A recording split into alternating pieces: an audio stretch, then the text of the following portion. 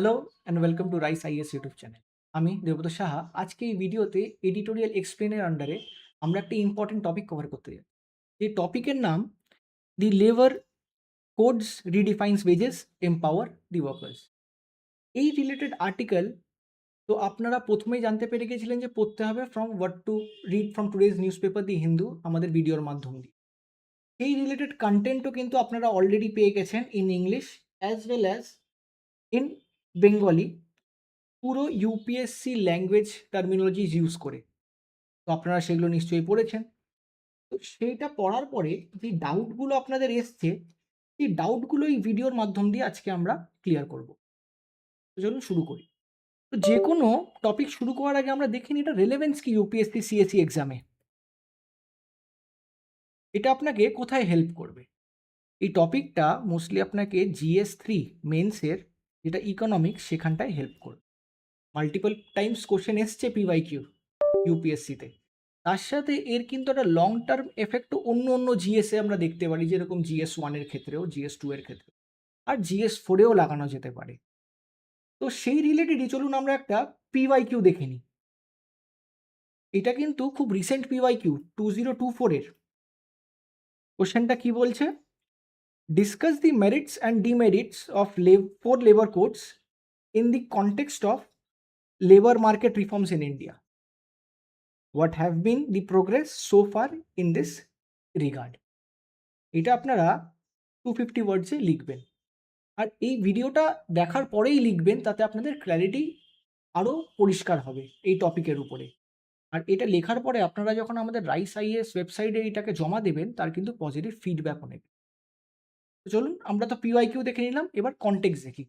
Context দেখার আগে আপনাদের এটা এরকম মনে হতেই পারে যে এই লেবার কোড তো 2019 আর 2020-তে এসছিল, এটাকে আমরা এখন কেন পড়বো? আর সেকেন্ডলি, আমরা কেন পড়বো? তো চলুন সবাইটাকে দেখে নিই, 2019-20-তে আসা লেবার কোডটাকে এখন কেন পড়ছি? কেন কি এটার ইমপ্লিমেন্টেশন রিসেন্টলি নভেম্বরে হয়েছে। তো আমরা 3-4 মাস অলরেডি হয়ে গেছে। তো এইটা অ্যাড্রেস করছে হলো এখন কেন পড়ছি। সেকেন্ড, আমরা কেন পড়বো? আমরা সবাই জানি আমরা ফিউচার অ্যাসপাইরিং ব্যুরোক্র্যাটস। তো কাল বাদে যখন আপনারা ইন্ডিভিজুয়াল পোস্টিংয়ে যাবেন ডিস্ট্রিক্টে, আপনাদের ইচ্ছা মতন যেই সার্ভিসেসে আপনারা যেতে চাইছেন, weather it be IAS, IPS বা অন্য যে কোনো সার্ভিসেসে, তো আপনাদেরকেও কিন্তু এরকম ল ইমপ্লিমেন্ট করার পরে তার গ্রাউন্ড রিয়ালিটি কি সেটা জিজ্ঞেস করবে গভর্নমেন্ট।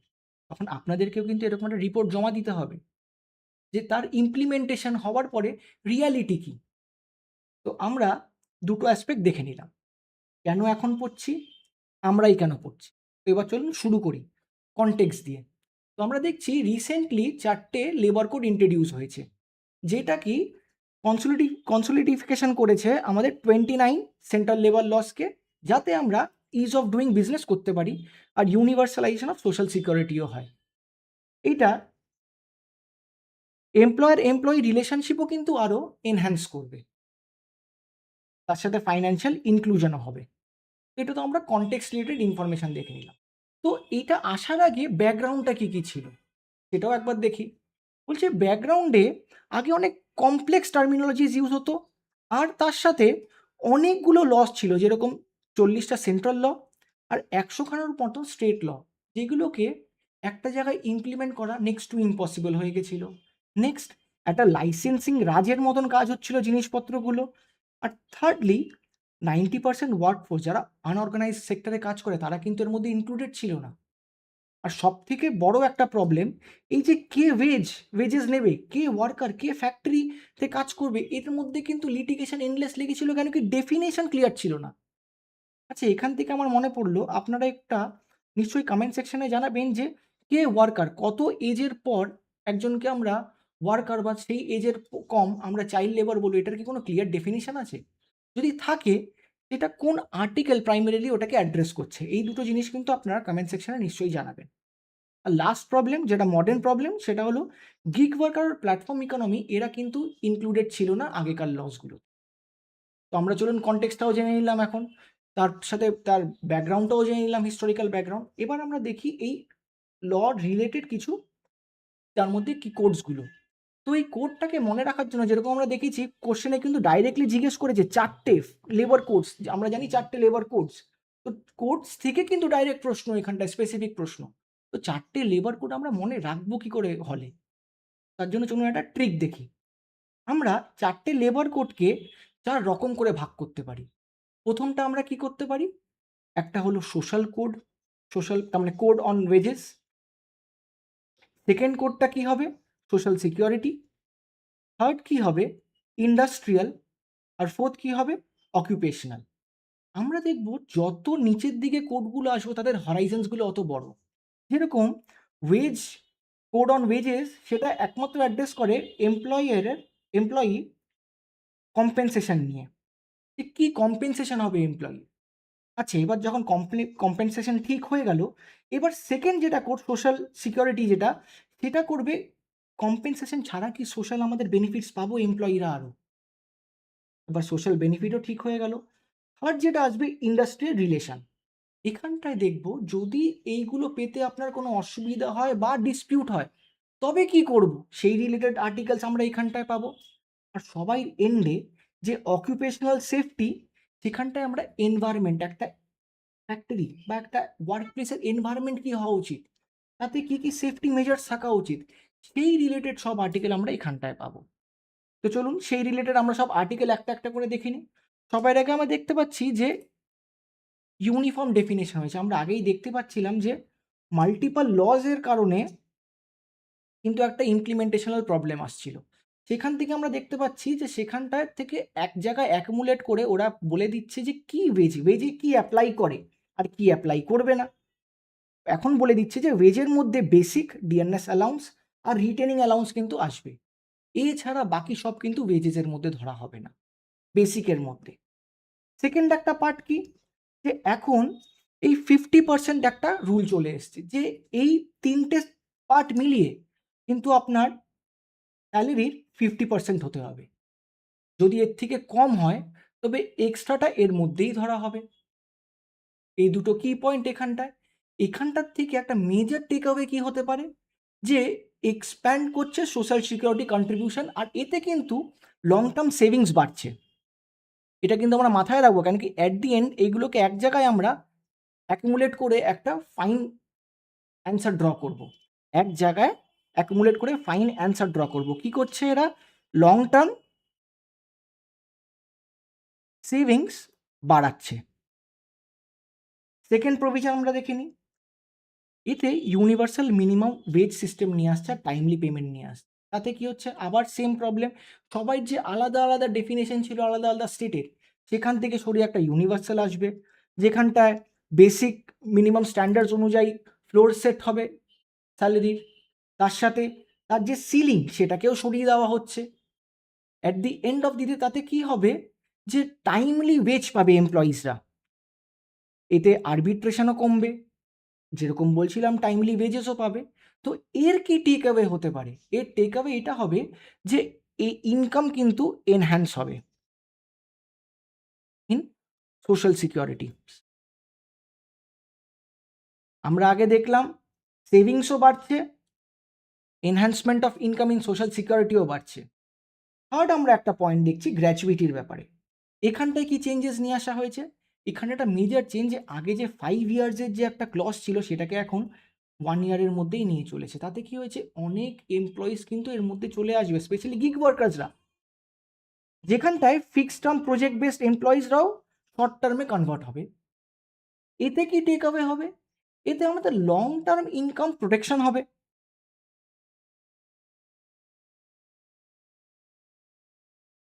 আর সবাই শেষে আমরা দেখতে পাচ্ছি গিগ ওয়ার্কারদের এর মধ্যে সোশ্যাল সিকিউরিটি কোডের মধ্যে ইনকালকেট করা হচ্ছে, ইনক্লুড করা হচ্ছে। তাতে কি হবে? ইনক্লুশন হবে অল। তো আমরা 4টে দেখতে পাচ্ছি কি কি। একটা হলো ইনকাম বাড়বে, লং টার্ম ইনকাম। সেকেন্ড কি হবে? ফাইন্যান্সিয়াল ইনক্লুশন হবে। থার্ড কি হবে? স্ট্রেনদেন হবে তাদের প্রোটেকশন। আর ফোর্থ সেম ফর্মালাইজেশন হবে সব ওয়ার্কফোর্সে। এইগুলো সব মিলিয়ে কিন্তু ইকোনমির ডিমান্ড বাড়বে। কেন কি যখন ইনকাম বাড়বে ইকোনমির ইন্ডিভিজুয়ালের, তখন ইকোনমিরও ডিমান্ড বাড়বে, ইন্ডিভিজুয়াল অ্যাজ আ হোল ইকোনমির ডিমান্ডটা বাড়াবে। যখন ইকোনমির ডিমান্ড হবে তবে ইকোনমিক প্রসপারিটিও হবে ইন্ডিয়ার। আমরা তো এবার দেখে নিলাম যে কি টেক অ্যাওয়েজ কি ছিল। এবার এতে সিগনিফিকেন্স কি হবে চলুন একবার দেখে নিই। প্রথম সিগনিফিকেন্স কি বলছে? যে ফাইন্যান্সিয়াল ইনক্লুশন হবে, যেরকম আমি বলছিলাম আপনাদেরকে, সোশ্যাল সিকিউরিটি বাড়বে পিএফ এর মাধ্যম দিয়ে, পেনশনের মাধ্যম দিয়ে, গ্র্যাচুইটির মাধ্যম দিয়ে। সেকেন্ড, ফর্মালাইজেশন অফ ওয়ার্কফোর্স হবে। Informal sector specially gig worker যারা আগে প্রথমে আওতায় আসতো না, এখন তারাও আসবে এই আওতার মধ্যে। থার্ড কি হবে? ইনকাম রিডিস্ট্রিবিউশন হবে আর ইনক্লুসিভ গ্রোথ হবে, যেরকম আমি আমার আগে বলছিলাম যে এতে কি হবে, তো ইনকামটা রিডিস্ট্রিবিউট হবে সবাইয়ের মধ্যে, অল স্ট্র্যাটা পাবে ইনকাম ইকুয়ালি। আর ফোর্থ, এতে সিম্পলিফিকেশন হবে, কেন কি সব যখন এক জায়গায় আসবে তবে তাতে এটা প্রেডিক্টেবল করা যাবে, রেগুলেট করা যাবে জিনিসটাকে। 29 কোড লসকে যখন 4টে কোডের মধ্যে ভাগ করে দেবো, কমপ্লেক্সিটি কমে যাবে তার। এতে আমাদের কিন্তু অনেকটা সুবিধা হবে বিউরোক্র্যাটসদের ইমপ্লিমেন্ট করতে লগুলোকে অন ফ্লোর বা ইন ফিল্ড। তো আমরা দেখে নিলাম এর সিগনিফিকেন্স কি। এবার একটা আমরা বড় পিকচারে দেখি স্টেক হোল্ডার অ্যাপ্রোচের আন্ডারে, যেটাকে আপনারা আবার ইউপিএসসি মেন্সে ইউজ করতে পারবেন, যে ওয়ার্কার, এমপ্লয়ার আর তার সাথে টোটাল ইকোনমির মধ্যে কি এফেক্ট পড়ছে এতে। বলছে ওয়ার্কারের মধ্যে এতে ওদের ইনকাম বাড়ছে, ইউনিভার্সাল মিনিমাম ওয়েজ চলে আসছে, টাইমলি পেমেন্ট হচ্ছে, তাদের প্রোটেকশনও হচ্ছে ভালনারেবল ওয়ার্কার্সদের, তো তাদের তো সব কিছুই প্লাস। সেকেন্ড, এমপ্লয়ার্সদের কি হচ্ছে, 50% রুলের জন্য তাদের মনে হচ্ছে এক্সপেন্সেসটা তো বাড়ছে, কিন্তু ডিজিটালাইজেশন বা এক জায়গায় সব কিছু আসছে বলে তাদের কিন্তু কমপ্লায়েন্স কস্টটাও কিন্তু কমছে, তার জন্য তাদেরও লাভ হচ্ছে। At the end of the day macro economics আমরা দেখতে পাচ্ছি যে যখন সবাই ইনক্লুশন হচ্ছে, অটোমেটিক্যালি প্রসপারিটি কিন্তু বাড়ছে ইকোনমির, সোশ্যাল স্টেবিলিটি হচ্ছে, রেজিলিয়েন্স বাড়ছে against the economic shock, consumption led growth হচ্ছে, কেন কি যখনই আপনার মার্কেটে ডিমান্ড ক্রিয়েট হবে তখনই লোকেরা সেই ডিমান্ড দিয়ে কনজামশন ক্রিয়েট করবে, কনজিউম করবে প্রোডাক্ট, যখনই কনজিউম করবে তখন অটোমেটিক্যালি সেটার গ্রোথ হবে ইকোনমির। আমরা এবার এটার এফেক্টটাও বুঝে গেলাম যে ব্রডার পিকচারে এফেক্ট কী হচ্ছে। তো এটার এত পজিটিভ থাকতেও এটার লিমিটেশনস তো নিশ্চয়ই কিছু থাকবে, যার জন্য এটা গ্রাউন্ড রিয়ালিটিতে ইমপ্লিমেন্ট করা যাচ্ছে না। কী কী প্রবলেম হচ্ছে ইমপ্লিমেন্ট করতে গিয়ে?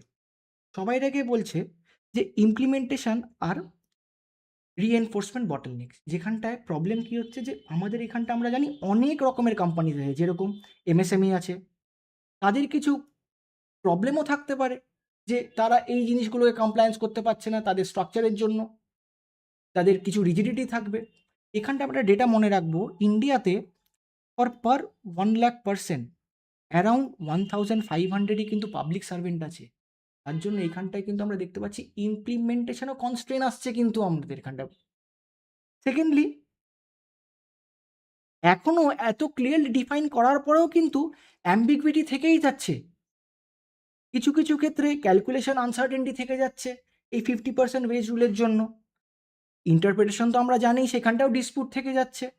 থার্ড, এগুলো সব হওয়ার পরেও কিন্তু ট্রেড ইউনিয়নদের রেজিস্ট্যান্স আসছে। আচ্ছা, আপনারা কমেন্ট সেকশনে জানাবেন তো, রাইট টু স্ট্রাইক কি আমাদের কনস্টিটিউশনাল রাইট? যদি হ্যাঁ আর যদি নাও হয়, তবে এটা কোন আর্টিকেলে মেনশন করা আছে কনস্টিটিউশনের? ফোর্থ, এতে কিন্তু একটা কভারেজ গ্যাপ থেকেই যাচ্ছে, কেন কি এখানটা একটা ক্লজ নিয়ে আসা হয়েছে, 90 ডেজের ক্লজ। যদি আপনি 90 ডেজের কম কাজ করেন, যেটা কি স্পেশালি গিগ ওয়ার্কার্সরা করবে, তবে আপনাকে কিন্তু এর মধ্যে ইনক্লুড করা হবে না। তার সাথে কারা ইমপ্লিমেন্ট করবে? আগে যেটা থ্রেশহোল্ড লিমিট ছিল 100, সেটাকে এখন বাড়িয়ে 300 করে দেওয়া হয়েছে। আর আমরা তার সাথেও জানি যে ডিজিটাল ডিভাইড তো অলরেডি আছে। আমরা ডিজিটালাইজেশন করলেও রুরালে কিন্তু only 50% of rural population has access to internet. তার জন্য এটাতে কিন্তু ই শ্রম পোর্টালেও একটা প্রবলেম হবে, অথেন্টিকেশন লিঙ্ক ডকুমেন্টেশনও একটা প্রবলেম হবে। আমরা তো প্রবলেমসগুলো দেখে নিলাম। চলুন এবার এটার ওয়ে ফরওয়ার্ডটা একবার দেখি যে এই প্রবলেমগুলো থেকে বেরোবো কী করে? সবথেকে মেজর একটা ওয়ে ফরওয়ার্ড হবে, কেন কি আমরা জানি এটা ফেডারাল প্রবলেম, সেন্ট্রাল আর স্টেটের প্রবলেম। তো এখানটায় একটা হারমোনি আসতে হবে সেন্ট্রাল আর স্টেটের মাঝখানে, যেখানটা দুজনেই কনকারেন্সে আসবে যে কোনটা কি হতে যাচ্ছে। সেকেন্ড, লেভারেজিং ডিজিটাল পাবলিক ইনফ্রাস্ট্রাকচারও করতে হবে, যে আমরা যে মাল্টিপল জায়গায় স্ট্রেনদেন করছি, যেরকম ই শ্রম পোর্টাল, ইপিএফও পোর্টাল, সেগুলোকে ইন্ট্রোডিউস করতে হবে গ্রাউন্ড লেভেলে, লোকেদেরকে জানাতে হবে, ইনফরমেশন দিতে হবে সেটার ব্যাপারে। তারপরে স্কিল ফান্ডিং করতে হবে, কন্টিনিউয়াস ফান্ডিং করে যেতে হবে আমাদেরকে। এমএসএমইদেরকেও সাপোর্ট প্রোভাইড করতে হবে, যাতে আজকে তারা মাইক্রো থাকতে পারে, কালকে স্মল হবে, কালকে পরশুদিন মিডিয়াম হবে, তারপরে বিগ এন্টারপ্রাইজ যাতে তারা হতে পারে। আর তার সাথেই একটা ইম্পর্টেন্ট পার্ট, ট্রাইপারটাইট একটা ডায়লগ ক্রিয়েট করতে হবে, যেখানটায় এমপ্লয়ার, এমপ্লয়ি আর গভর্নমেন্ট তিনটে স্টেক হোল্ডারই থাকবে। তো আমরা এবার ওয়ে ফরওয়ার্ড দেখে নিলাম, আমরা সবাই শেষে একবার দেখে নিই, চলুন একটা ব্যালেন্সড কনক্লুশন কি হবে। তো এই ব্যালেন্স কনক্লুশনটা আপনাকে কিন্তু ইউপিএসসি অ্যান্সার কনক্লুড করতেও হেল্প করবে অনেকটা। তো কনক্লুশন কি বলছে, যে এমপ্লয়ি এখন আর কিন্তু ভেরিয়েবল কস্ট হিসাবে ক্যালকুলেট করা হয় না। আপনার যদি ভেরিয়েবল কস্ট কী থাকে সেটা নিয়ে যদি ডাউট থাকে, আপনারা কিন্তু আমাদের ওয়েবসাইটে গিয়ে এই রিলেটেড কন্টেন্ট আর এটা রিলেটেড ভিডিও, ভেরিয়েবল কস্ট আর ফিক্সড কস্ট কিন্তু পেয়ে যাবেন, সেটাকে দেখবেন, ক্ল্যারিটি আরও এনহ্যান্স হবে। বলছে ভেরিয়েবল কস্ট থেকে ভ্যালিউড স্টেক হোল্ডার করবে, যাতে এফেক্টিভ এনফোর্সমেন্ট হয়, তাতে যাতে আমরা সোশ্যাল কন্ট্রাক্ট, যেটা থমাস হবস ইন্ট্রোডিউস করেছিল, সেটা যাতে ট্রু স্পিরিটটা আমরা 21st সেঞ্চুরিতে পাই। তবে আজকের টপিকটা এইটুকুর মতনই। এই টপিকটা পড়ার পরে একবার দেখুন তো, এই প্রশ্নটা আপনাদের করতে একটু সুবিধা হচ্ছে কি হচ্ছে না, প্রশ্নটা আরেকবার পড়ি। Discuss the merits and demerits, significance and limitations of the four labor codes in the context of labor market reforms in India. What has been the progress so far in this regard? এই কোশ্চেনটা আপনারা নিশ্চয়ই লিখে জানাবেন, আমাদেরকে পাঠাবেন, এটা আশা করছি।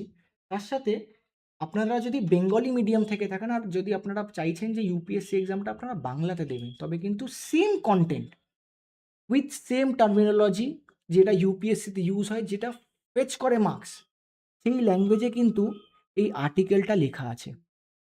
আপনারা চাইলে কিন্তু এটাকেও পড়তে পারবেন আপনাদের বেটার ক্ল্যারিফিকেশনের জন্য। তবে আপনাদের যদি এই ভিডিও ভালো লেগে থাকে, do like this video, share with your friends and subscribe to rice IS YouTube channel. তবে ঠিক আছে, thank you and yes, at last আপনারা আরও বাকি যেই হোয়াট টু রিডের কন্টেন্টসগুলো ছিল, সেই রিলেটেড ভিডিওস কিন্তু আপনারা ফিল্মস বাইট আর ডিপ অ্যানালিসিসও দেখে নেবেন। যে কন্টেন্টগুলো পেয়েছেন, আপনাদের নিশ্চয়ই সেগুলো নিয়েও ডাউট থাকবে, সেগুলো কিন্তু ক্লিয়ার করে নেবেন। Thank you.